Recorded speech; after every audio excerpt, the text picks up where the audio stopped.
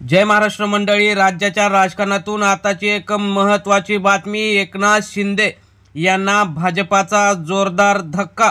अजितदादा, एकनाथ शिंदे लवकरच सत्तेबाहेर। महत्त्वाची सूत्रांची बातमी।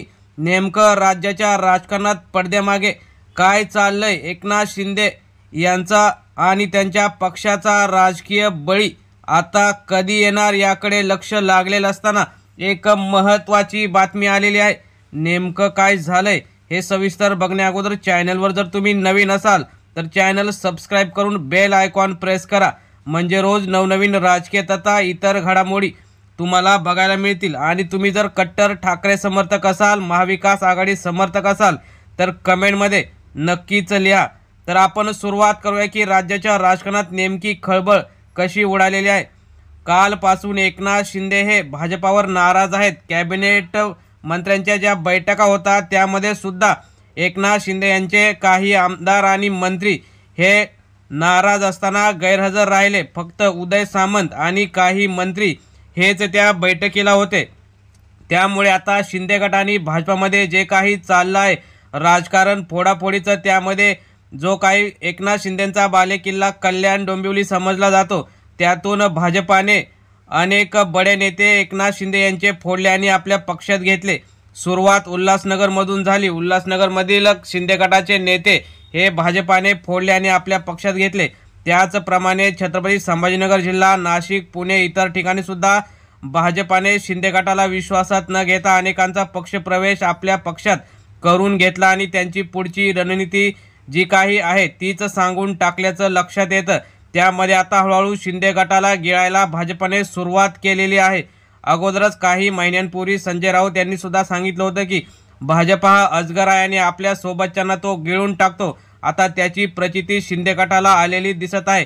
हळूहळू अनेक जण नेते हे भाजपामध्ये प्रवेश करत आहेत आणि भाजपा शतप्रतिशतच्या वाटचालीमध्ये पुढे जाताना दिसत आहे। त्यामुळे शिंदे गटात आता खळबळ माजली असून आपल्या पक्षाचं अस्तित्व राहतं की नाही अशी सुद्धा जोरदार चर्चा आहे। कालच शिंदे गटाचे माजी आमदार आणि नेते असलेले शहाजी बापू पाटील यांनी सुद्धा सांगितले की भाजपा आमच्यावर जो काही अन्याय करत आहे, आम्ही एवढी मोठी गद्दारी करून सत्ता आणली, पुन्हा एकदा महायुतीची सत्ता आली, परंतु आता भाजपा आमच्यावर अन्याय करत आहे, त्यामुळे भाजपाने आमच्यावर अन्याय करणं सोडावं। त्यामुळे आता सगळा शिंदे गट हा उद्विग्न अवस्थेत झालेला दिसत आहे।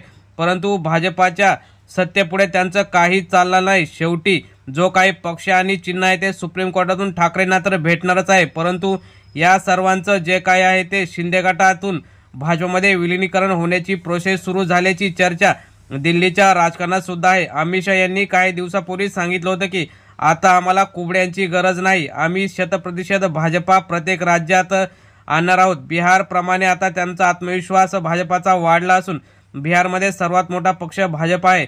तसंच आता महाराष्ट्रात सुद्धा एक हाती सत्ता आणून जे काही शिंदे गट आणि अजित पवार गट आहे यांना आपल्या पक्षात सर्वांना विलीन करून भाजपाच राज्यात सर्वात मोठा पक्ष करायचा असा दिल्लीतून भाजपाचा आदेश आहे। आणि त्याच आदेशाप्रमाणे प्रदेश अध्यक्ष रवींद्र चव्हाण आणि देवेंद्र फडणवीस मुख्यमंत्री हे कामाला लागल्याचं चित्र आहे। त्यातूनच शिंदे गटातून अनेक बडे नेते फोडून आपल्या पक्षात भाजपाने घेतले आहेत आणि पुढच्या निवडणुकांची स्थानिक स्वराज्य संस्थांच्या ज्या निवडणुका आता नगर परिषद, पंचायत समिती, जिल्हा परिषद, महानगरपालिका या निवडणुका होणार आहेत, त्यामध्ये शिंदे गटाला झटका देत आपल्या सर्वात जास्त जागा आणण्याचा प्रयत्न भाजपा करत आहे। त्यामुळे आता येणाऱ्या काळात शिंदे गट आणि भाजपा यांचं जे काही राजकीय युद्ध सुरू आहे ते कुठपर्यंत जातं की शिंदेंना आता सत्तेबाहेर भाजपा बसवेल। कारण शिंदे आणि भाजपा यांच्यात जो काही संघर्ष अनेक वर्षापासून म्हणजे 1.5 ते 2 वर्षापासून सुरू आहे तो संघर्ष संपायचं नाव घेत नाही। त्यासोबत अजितदादा यांच्या मंत्र्यांना जी काही खाती दिली आहेत ती खाती असतील किंवा शिंदे गटाची जी खाती असतील ती आपल्याच भाजपाच्या कार्यकर्त्यांना मिळावीत अशी भाजपाची इच्छा आहे। त्यामुळे दोघांना सत्तेबाहेर बसून पुन्हा एकदा सत्तेची फळं भाजपाच्याच मंत्र्यांना, आमदारांना मिळावी अशी इच्छा असताना आता लवकरच दिल्लीतून महत्त्वाचा आदेश येईल की शिंदे गट आणि भाजपा यांना विलीनीकरणाशिवाय पर्याय नाही।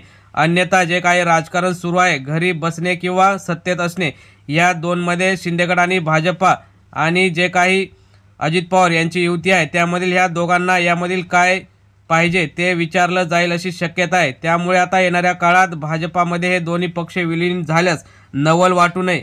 मित्रांनो, तुम्हाला काय वाटतं? ठाकरेंसोबत जो अन्याय शिंदेनी केला तोच आता त्यांना भाजपा करत आहे का? तुम्ही सुद्धा तुमच्या प्रतिक्रिया कमेंटमध्ये नक्की व्यक्त करा. धन्यवाद. जय हिंद, जय महाराष्ट्र.